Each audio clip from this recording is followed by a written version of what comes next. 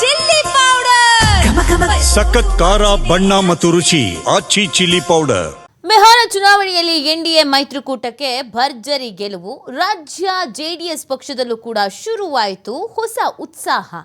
ಅಲ್ಲಿ ಎನ್ಡಿಎ ಗೆಲುವಿಗೆ ಇಲ್ಲಿ ಉತ್ಸಾಹಕ್ಕೆ ಏನ್ ಕಾರಣ? ಬಿಹಾರ ಎಲೆಕ್ಷನ್ ಕೇವಲ ಬಿಹಾರಕ್ಕೆ ಮಾತ್ರ ಅಲ್ಲ, ಬೇರೆ ಬೇರೆ ರಾಜ್ಯಗಳ ಮೇಲೂ ಅದರದ್ದೇ ರೀತಿಯಾದಂಥ ಪರಿಣಾಮವನ್ನು ಬೀರಲಿದೆ ಮತ್ತು ಬೀರಿದೆ.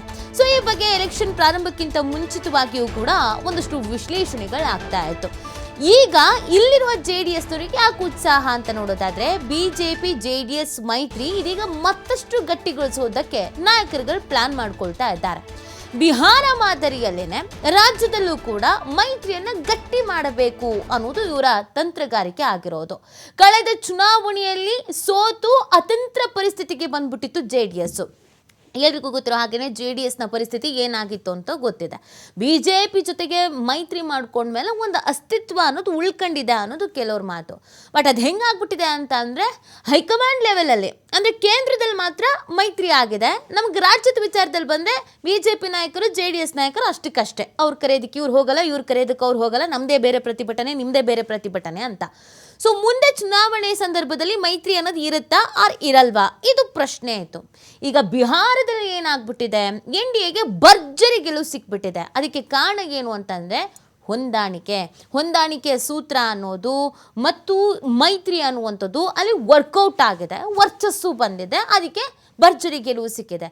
ಸೊ ಅದರ ಎಫೆಕ್ಟ್ ಪರಿಣಾಮಕಾರಿಯಾಗಿ ನಮ್ಮ ರಾಜ್ಯದ ಮೇಲೂ ಕೂಡ ಬೀಳ್ತಾ ಇದೆ. ಜೆಡಿಎಸ್ನವರು ಒಂದು ಚಿಂತನೆ ಮಾಡ್ತಾ ಇದ್ದಾರೆ, ಬಿಜೆಪಿ ಜೊತೆ ಗಟ್ಟಿ ಇರೋಣ, ಬಿಜೆಪಿ ಜೊತೆಗೆ ಒಂದು ಒಳ್ಳೆ ಉತ್ತಮವಾದಂಥ ಬಾಂಡಿಂಗನ್ನು ಇಟ್ಕೊಳ್ಳೋಣ, ನಮ್ಮ ಮೈತ್ರಿ ಏನಿದೆ ಅದನ್ನು ಮತ್ತಷ್ಟು ಗಟ್ಟಿಗೊಳಿಸೋಣ, ಅದನ್ನು ಮುಂದುವರಿಸ್ಕೊಂಡು ಹೋಗೋಣ ಅಂತ ಅಧಿಕಾರ ಹಿಡಿಯುವಂಥ ಲೆಕ್ಕಾಚಾರದಲ್ಲಿ ಬಿಹಾರ ಮಾದರಿಯಲ್ಲಿ ಬಿಜೆಪಿ ಜೊತೆಗೆ ಗೆದ್ದು ಸಿಎಂ ಕುರ್ಚಿಗೆ ಇರುವಂಥ ಕನಸನ್ನು ಜೆಡಿಎಸ್ನವ್ರು ಕಾಣ್ತಾ ಇರೋದು. ಇವಾಗ ಜೆಡಿಎಸ್ ಮತ ಬ್ಯಾಂಕ್ ಮತ್ತಷ್ಟು ಗಟ್ಟಿ ಮಾಡಿಕೊಳ್ಳುವಂತಹ ಲೆಕ್ಕಾಚಾರ ಹಾಕೊಳ್ಳಲಾಗಿದೆ. ಹಾಗಾಗಿ ಪಕ್ಷಕ್ಕೆ 25 ವರ್ಷ ತುಂಬಿದ ನೆನಪಿಗೆ ಅಂತ ಒಂದು ಬೃಹತ್ ಸಮಾವೇಶ, ಈಗ ಯಾವುದಾದ್ರು ಒಂದು ಹೆಸರಿನಲ್ಲಿ ಶಕ್ತಿ ಪ್ರದರ್ಶನ ಅನ್ನೋದನ್ನು ಮಾಡಬೇಕಾಗತ್ತೆ. ಸರಿಯಾಗಿ ಈಗ ಪಕ್ಷಕ್ಕೇನೋ 25 ವರ್ಷ ತುಂಬ್ತಾ ಇದೆಯಂತೆ, ಅದರ ನೆನಪಿಗೆ ಅಂತ ಒಂದು ಬೃಹತ್ ಸಮಾವೇಶ ಮಾಡೋಣ ಅಂತ ಪ್ಲ್ಯಾನಲ್ಲಿದ್ದಾರೆ.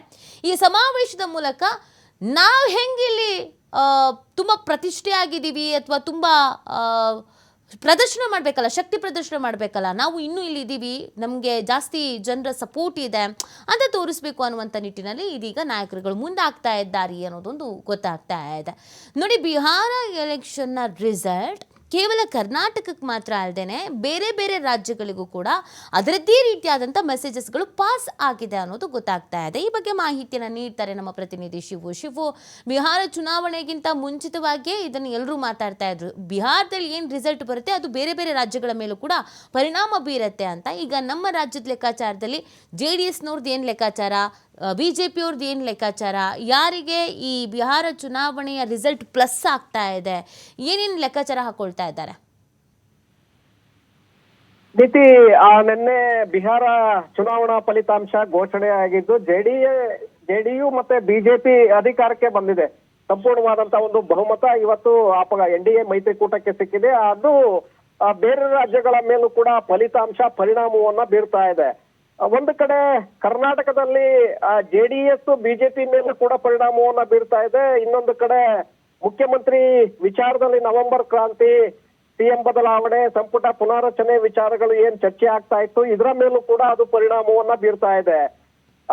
ಪ್ರಮುಖವಾಗಿ ಜೆಡಿಎಸ್ ರಾಜ್ಯದಲ್ಲಿ ತಳಮಟ್ಟಕ್ಕೆ ಹೋಗ್ತಾ ಇತ್ತು. ಯಾಕಂದ್ರೆ ಹಳೆ ಮೈಸೂರು ಭಾಗದಲ್ಲಿ ಸಾಕಷ್ಟು ಪ್ರಭಾವಿಯಾಗಿತ್ತು. ಬೆಂಗಳೂರಿನಿಂದ ಚಿತ್ರದುರ್ಗ, ಹಾಸನ ಹಾಗೆ ಚಾಮರಾಜನಗರದವರೆಗೆ ಹಳೆ ಮೈಸೂರು ಭಾಗ ಬರುತ್ತೆ. ಈ ಭಾಗದಲ್ಲಿ ಸಾಕಷ್ಟು ಒಕ್ಕಲಿಗ ಸಮುದಾಯದ ಮತಗಳು ಅತಿ ಹೆಚ್ಚಿನ ಪ್ರಮಾಣದಲ್ಲಿ ಇರೋದ್ರಿಂದ ಜೆಡಿಎಸ್ ಕೂಡ ಸಾಕಷ್ಟು ಪ್ರಾಬಲ್ಯವನ್ನ ಪಡ್ಕೊಂಡಿತ್ತು.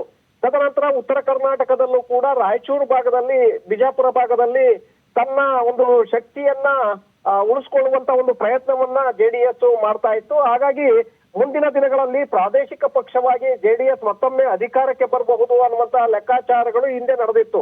ಆದ್ರೆ ತದನಂತರದಲ್ಲಿ ಆದಂತಹ ಬೆಳವಣಿಗೆಗಳು ಎಲ್ಲವೂ ಕೂಡ ಜೆಡಿಎಸ್ಗೆ ಒಂದು ಕಡೆ ಮುಳುವಾಗ್ತಾನೆ ಬಂತು. ಜೆಡಿಎಸ್ ಒಂದ್ ರೀತಿ 44 ಸ್ಥಾನಗಳಲ್ಲಿ ಇದ್ದಂತ ಜೆಡಿಎಸ್ ಕೊನೆಗೆ 17 ಸ್ಥಾನಕ್ಕೆ ಬಂದು ನಿಲ್ಲುವಂತಹ ಪರಿಸ್ಥಿತಿ ಈಗ ಎದುರಾಗಿದೆ. ಆದ್ರೆ ಈಗ ಮತ್ತೆ ಬಿಹಾರದಲ್ಲಿ ಏನು ಜೆಡಿಯು ಮತ್ತೆ ಬಿಜೆಪಿ ಮೈತ್ರಿಕೂಟ ಸಾಧಿಸಿರುವಂತಹ ಒಂದು ಗೆಲುವೇನಿದೆ ಇದು ರಾಜ್ಯ ಬಿಜೆಪಿ ಮತ್ತೆ ಜೆಡಿಎಸ್ ಮೇಲೂ ಕೂಡ ಪರಿಣಾಮವನ್ನ ಬೀರುತ್ತೆ ಅನ್ನುವಂತಹ ಲೆಕ್ಕಾಚಾರಗಳು ಈಗಾಗಲೇ ಶುರುವಾಗ್ತಾ ಇದೆ. ಜೆಡಿಎಸ್ ನಾಯಕರು ಕೂಡ ಬಹಳ ಉತ್ಸಾಹದಲ್ಲಿ ಇದ್ದಂತೆ ಕಾಣಿಸ್ತಾ ಇದೆ. ಕಾರಣ ಅಲ್ಲಿ ಯಾವ ರೀತಿಯಾಗಿ ಪ್ರಾದೇಶಿಕ ಪಕ್ಷದ ಜೊತೆ ಬಿಜೆಪಿ ಮೈತ್ರಿಯನ್ನ ಮಾಡಿಕೊಂಡು ಅಭೂತಪೂರ್ವ ಗೆಲುವನ್ನ ಸಾಧಿಸಿದೆ, ಅದೇ ರೀತಿ ಮುಂದಿನ ವಿಧಾನಸಭಾ ಚುನಾವಣೆಯನ್ನು ಕೂಡ ರಾಜ್ಯದಲ್ಲಿ ಅಂತಹ ಒಂದು ಪರಿಸ್ಥಿತಿ ನಿರ್ಮಾಣ ಆಗುತ್ತೆ ಅನ್ನುವಂತಹ ಉತ್ಸಾಹ ಇವತ್ತು ಜೆಡಿಎಸ್ ನಾಯಕರಲ್ಲಿ ಬರ್ತಾ ಇದೆ.